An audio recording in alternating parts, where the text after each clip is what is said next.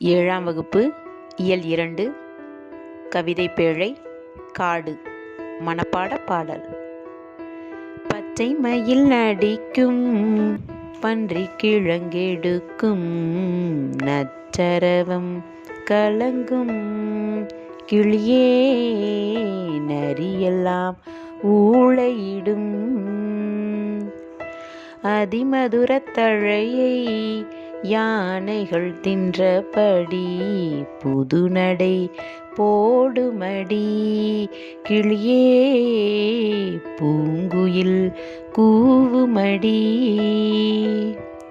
சிங்கம் புலி கரடி சிறுத்தை விலங்கினங்கள் எங்கும் திரியுமடி கிளியே இயற்கை விடுதியிலே.